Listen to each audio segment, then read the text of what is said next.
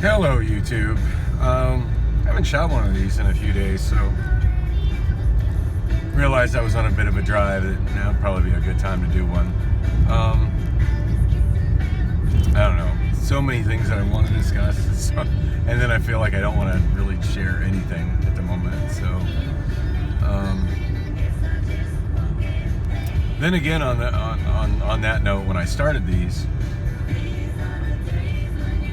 looking back and watching some of the first ones, when I started these, more than anything else, it was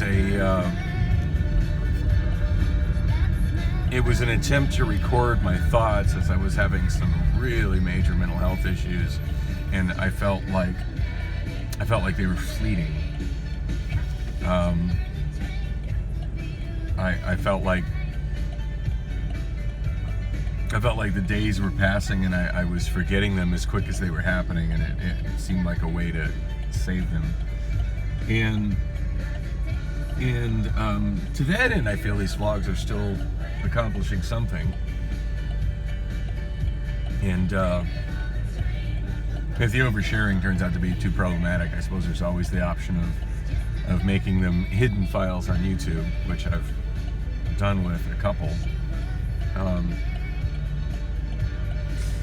Anyway, speaking of which, I'm still in my gut. I'm worried that's what resulted in my window being smashed.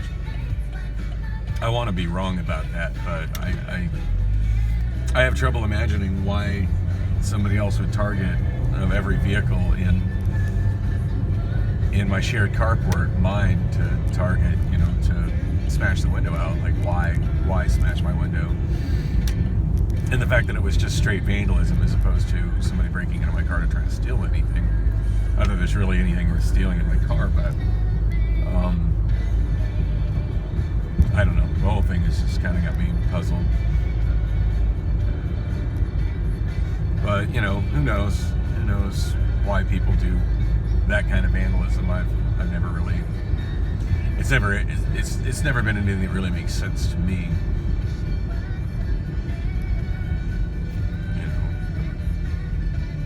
Unless it's like a revenge thing, but then I don't even understand who or why anybody would be that pissed at me. So, I don't know. Anyway, I did get it fixed yesterday. I've been super nocturnal lately, and of course that had to be done in the middle of the day, so it really whacked what was left of my sleep schedule. So I ended up spending a large amount of today asleep, just kind of recovering from that.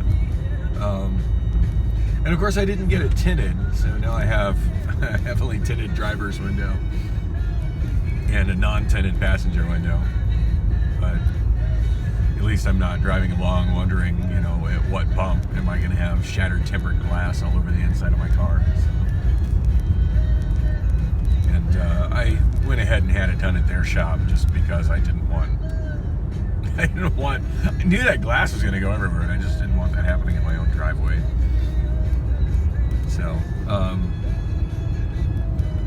time and date.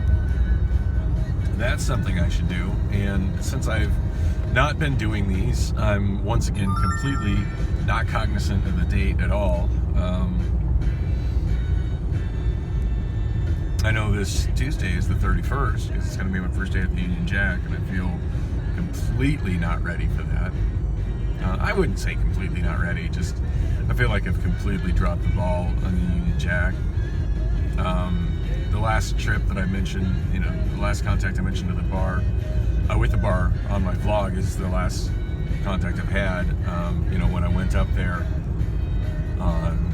that was actually a week ago, on Friday I went there and was hoping I could touch base with the owner, but the owner was not there. And I looked, and the AV installers were still putting things in place, but looked like they were just mostly dealing with untangling wires. And I texted the AV installer, whose name I forget, and never did hear back from him. So I kind of feel like he just decided I was irrelevant and just ghosted me.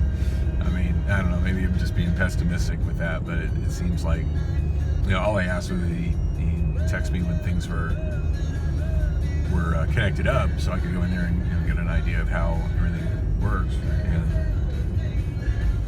I don't know, maybe that hasn't happened yet. But anyway, it's Friday. I got my Obama phone here. Yay. 27th of August. It's 4:04 p.m. now. Yeah, I tried setting my clock in my car 2 minutes ahead, so I didn't always have to add 2 minutes every time I looked at its clock, and somehow I succeeded in setting it 1 minute ahead. Have I mentioned lately that I absolutely hate the clock in my car?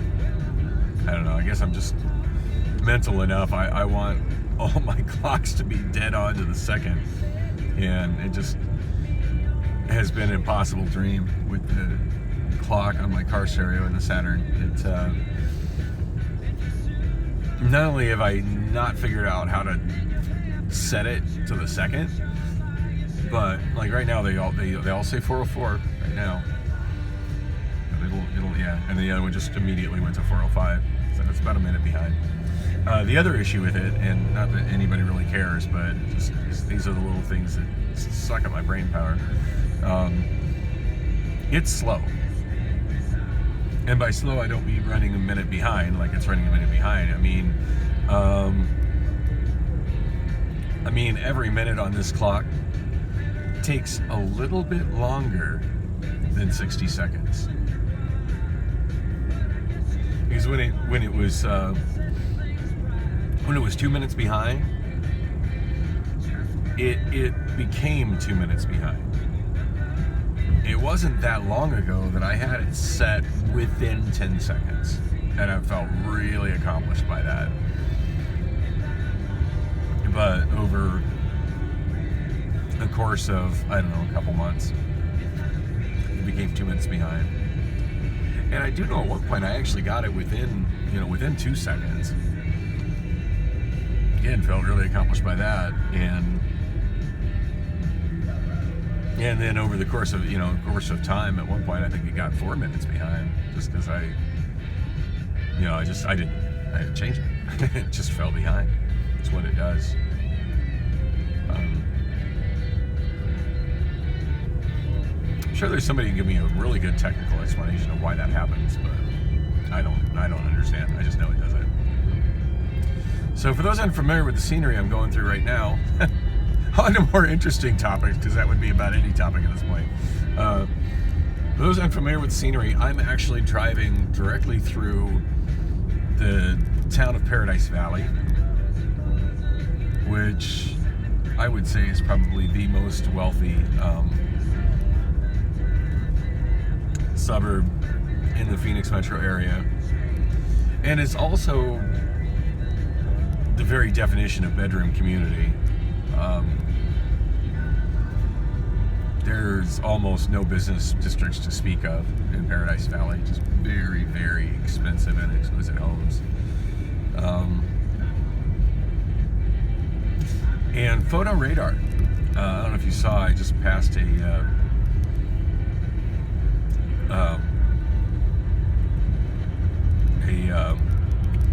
call it Paradise Valley police officer on the left, on the other side of the road, just clocking people. And that's a major source of revenue for this community, for this little city, is speeding tickets for people that have to drive across the town on either Lincoln Drive or Tatum Boulevard, which are really the only roads that go across it. There's a couple other thoroughfares that they go across it, but these are the two main ones. And I'm just about to enter Phoenix. As you can see, the street signs ahead of me are green at Doubletree Road. So those are Phoenix street signs. I don't know if you were noticing, most people don't pay attention to this sort of crap other than me, but the entire time that we were in Paradise Valley, the street signs were blue. So, yeah, something I learned a long time ago, even before I was a cab driver, is that the easiest way to tell what town you're in the valley is to look at the street signs. Every town has its own distinct style of street signs. Of course, that's become a little complicated over the years as certain towns, Phoenix included, never thought I'd see the day that happened, have changed their style of street signs to the point where they have several different types still in play.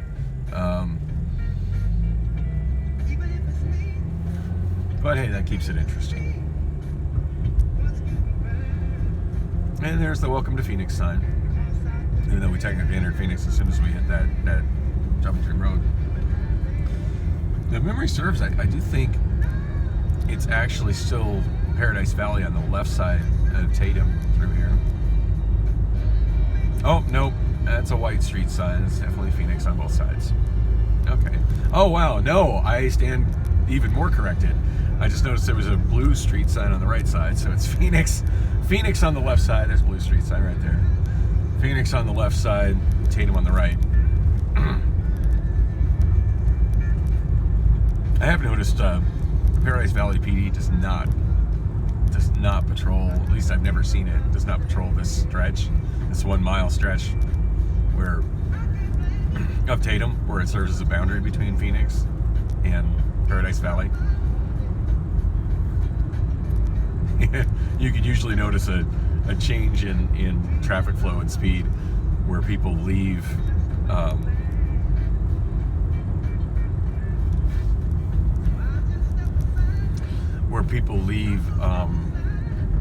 sorry, brain fart, where people leave Paradise Valley and enter Phoenix. Anyway, so yeah, they speed is heavily and through photo radar enforced, and automated shit enforced in Paradise Valley in a very big way. So Phoenix natives know when you're going through Paradise Valley, don't speed. You will get a ticket.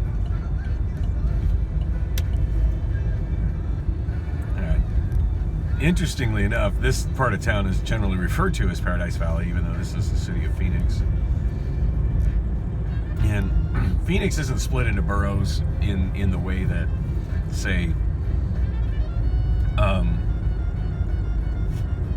New York City is, but certain sections of town are recognized by names just because it is such a big and spread out city. In fact, I can't think of any city that has the kind of sprawl that Phoenix has, except for maybe Houston. Even LA. LA feels like it has it, but it really doesn't. LA is just the sprawl in LA is a bunch of small towns that have just kind of seamlessly grown together. And granted, there is some of that in Phoenix, but Phoenix proper is just huge and sprawled out. And I think it's going to continue to get that way because I don't think it's landlocked on all sides the way that LA is, and the way that many Phoenix suburbs are. I mean, the Phoenix city limits seem to keep spreading to the north. I think that's the only side it can continue to sprawl in properly. Anyway, yeah, this area is actually known as Paradise Valley or Paradise Valley Village. Some of the signs will say, there'll be signs when you enter a particular neighborhood. And I didn't notice the one coming into here, but there'll be signs when you enter certain neighborhoods as recognized by the city of Phoenix and regions. And they don't have specific boundaries, Just it's always amusing, I think, when I see the signs. It's like, oh, this is where the city actually figures this starts. Okay, cool. Good to know I'm in Maryville. Not that I'm in Maryville. That's just an example of one that does have signs designating it. So yeah, this area commonly known as Paradise Valley or Paradise Valley Village. And the last stoplight I passed, I should have mentioned that, is it's called Paradise Village Parkway, or Paradise Valley Parkway, or Paradise Valley Village Parkway.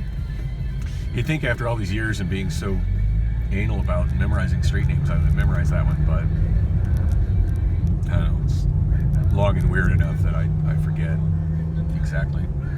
So what used to be on the left going through here is the Paradise Valley Mall, and it's currently in the process of being bulldozed. And this is the first time I've driven through here since that happened, and boy does it look weird looking in that direction. Unfortunately, I'm not getting it in this camera, but boy, does it look weird in this direction, looking that direction and not seeing a big mall. I see one of the old Anchor stores is still standing. I believe that was the Dillard's. And without the giant mall structure behind it, maybe that was Sears. Without the giant mall structure behind it, it's giant arched doorways. Certainly odd. Paradise Village Parkway off the sign that time.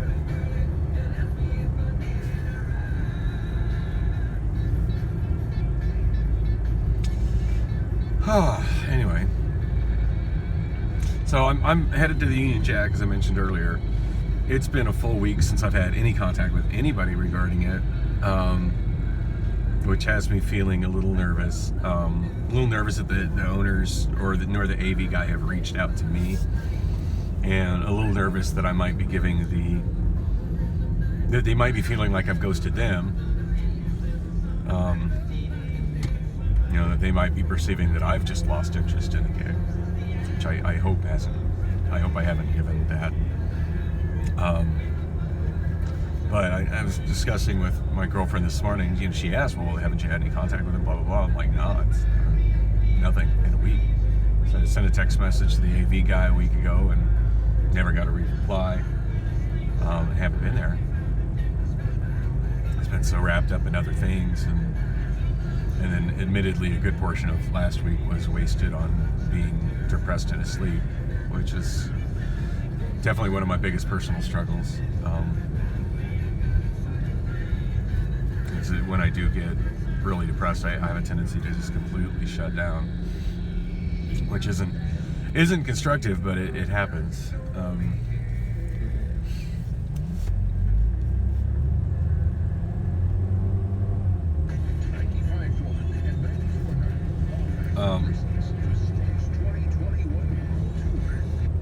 Found the perfect rings to symbolize our love. Nothing good on the radio. Try that station. Anyway, guys, completely derailed my train of thought. Oh yeah, so she had asked, well, why didn't you save that number? And I'm like, well, I'm really not good at saving numbers on my phone. You think after all these years of going through 3 different iPhone 6s Pluses and staying with the exact same model of phone, which is one of the reasons I do that, is so I can kind of get accustomed to how to do things on it. You would think that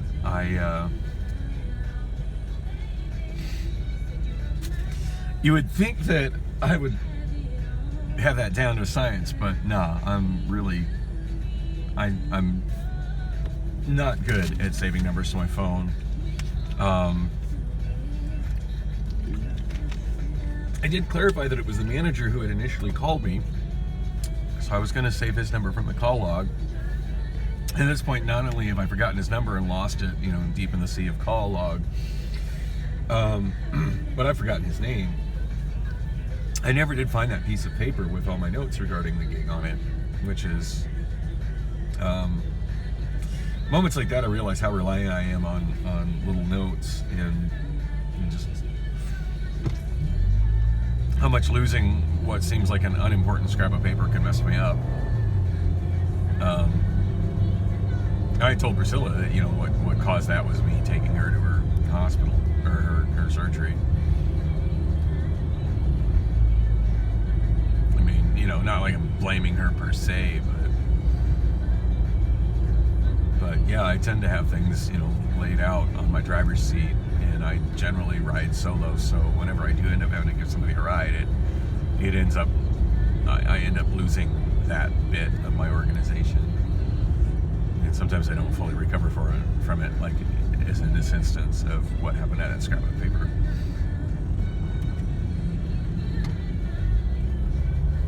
Anyway, I did get on their Facebook a week ago. In fact, a week ago to the day, it was. I got on there during my show, not yesterday, but the week before at Bullock's. I remember bumbling around on it and then managing to save a good high-resolution image of their artwork for the place. Yeah, as somebody who doesn't do Facebook, like every time I get on a Facebook page and I try to figure out what I'm doing on a Facebook page, I am lost in a really big way. Like, it just makes zero sense to me. And I would imagine that's how Discogs is to a lot of people that come on Discogs, you know, whereas like I'm on Discogs all the time. So I get it.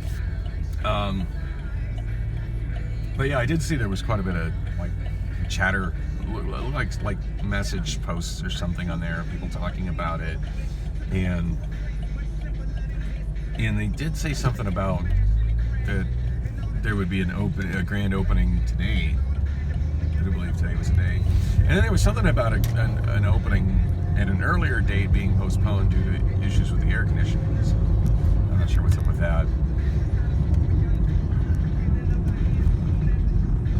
At any rate, as far as I know, I would hope if they decided to hire somebody else, they would contact me, but I guess it's just as likely they've lost my number as I've lost theirs. Hadn't thought of that, I guess, but although I find if you Google Dan Karaoke, my number isn't hard to find. But anyway.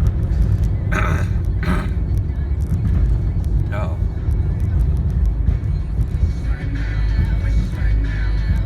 Anyway, I'm taking service streets because for some reason I couldn't get the traffic on, when I left my place I couldn't get traffic on Google to refresh for some reason. And I just figured it'd be more pleasant to do this via surface streets.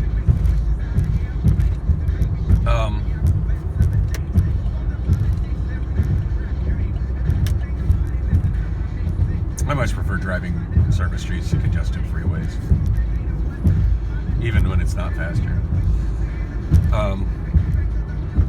Anyway, speaking of my phone, so yesterday, I think, or maybe it was the day before, my automatic payment for Cricket went through. So much for the Obama phone saving me a monthly Cricket fee.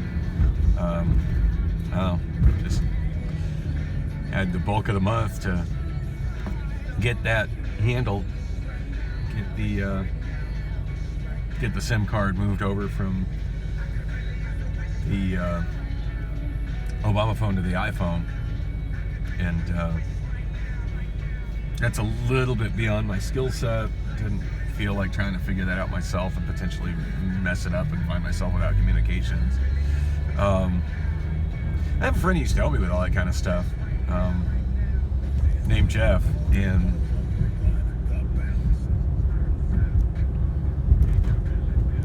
he used to own a cell phone store.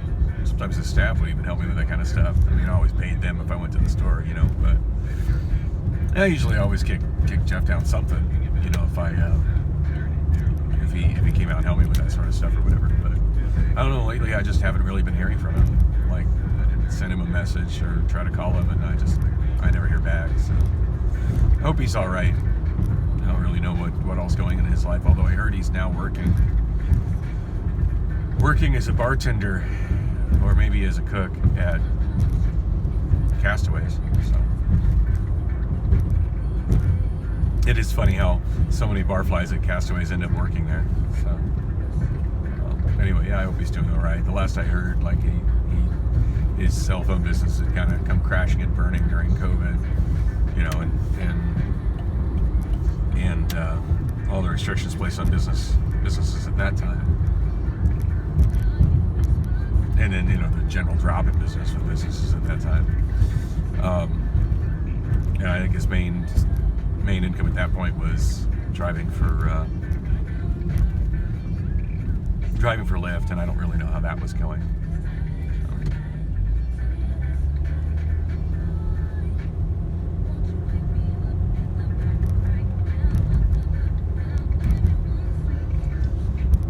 Anyway, I'm getting awfully close. I'm on Bell Road, which I think it's Scottsdale Road becomes Frank Lloyd Wright. I was actually driving along with a friend the other day discussing that, like where it changes names, and it feels like it changes right here. You see you can't see it to the left, but there's a giant water retention dam on the left that prevents this area from flooding when there's floods. Prevents all these houses to my right from flooding out. You can kind of see it in the fringe of the frame there. But anyway, at this point here, yeah, we just kind of changed angles. Where Bell, instead of going, yep, it's still Bell Road. There's a White Phoenix Street sign that says Bell Road. Yeah, Bell changes to the what I would call the Frank Lloyd Wright alignment, which is at an angle, as opposed to Bell, which is normally at 100 north, or 17,000 north, if you want to state it that way. Big spherical structure on the right. That's not really sure what that's supposed to be, but it's a good landmark. That's means you're at the corner of Frank Lloyd Wright and Scottsdale. Yeah, there's signs. Bell Road on this side, Frank Lloyd Wright on this side. Like I'm now on Frank Lloyd Wright. Yeah, it's just a weird piece of public art. I like it. Lights up at night. So I got about 2 miles more to go. Has anyone else noticed the changing colors of Scottsdale traffic light poles? I've noticed lately they all seem to be shades of beige and light brown. And as long as I can remember, they've always been white. And I'm not sure exactly when they changed. I haven't been spending as much time in Scottsdale since quitting Gilligan's, and since, well, I guess after I quit Gilligan's, I was still spending quite a bit of time in Scottsdale doing Lime, but definitely since Lime shut down, I haven't spent much time in Scottsdale. And since I've been coming back into Scottsdale, I noticed the traffic light poles are no longer white. I'm curious when that happened. Anyway, I feel really nervous coming to the Union Jack after so much time has passed without me having any communication with anybody there. And oh god, trying to remember the names of who I need to talk to there. I believe the owner's name is Kevin. The manager's name is Adam? I'm not sure. God, I'm awful with names. I really feel uncomfortable when I lose my notes, because then it's just stuck with the Swiss cheese that is my memory.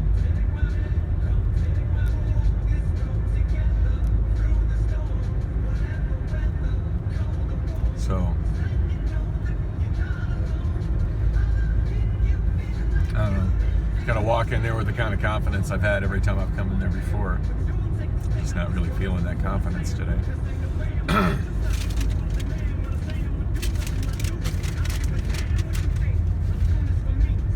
Yeah, one thing I was definitely wanting to do is get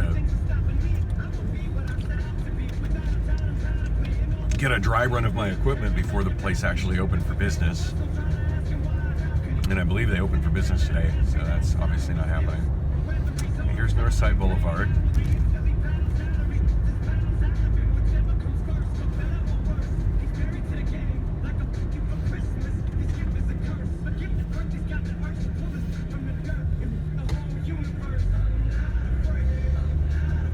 Just for shits and grins, I'm going to enter from the freeway access road. Even though coming this direction on Frank Lloyd Wright, I think it would be quicker and easier to enter by McDonald's.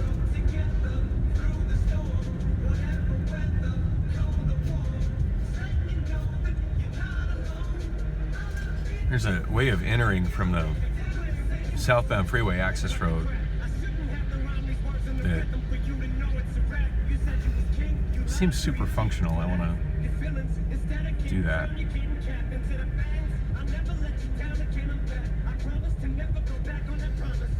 Oh man, almost 30 minutes of this vlog and no content at all, except for a fun drive through Paradise Valley and the part of Phoenix known as Paradise Valley. Oh, and I'm in North Scottsdale now, by the way. And for those curious, the actual boundary coming in this direction between Phoenix and Scottsdale is Scottsdale Road.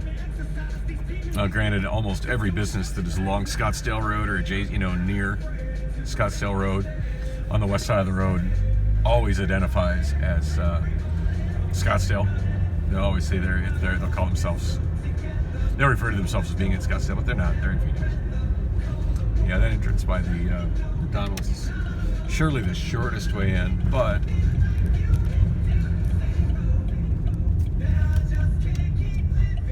it's a way to get into it from the southbound access road.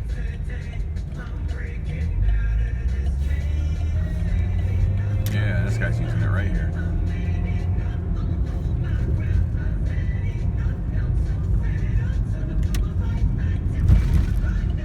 Okay, that's their patio visible on the right. I do see TVs out there. That's improvement. And there's the owners there pointing off into the distance. So feeling very positive right now, all of a sudden. Just seeing the owner and seeing him smiling and showing stuff to people. So it's good to know he's in a good mindset to show stuff. Because I'm gonna need him to show me some stuff.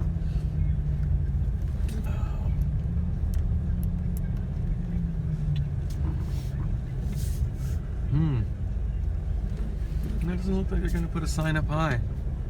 This is the Union Jack. Well, this place is for customers only. I feel like a customer. Anyway, I'm wrapping this up. I gotta go in and handle business. Wish me luck.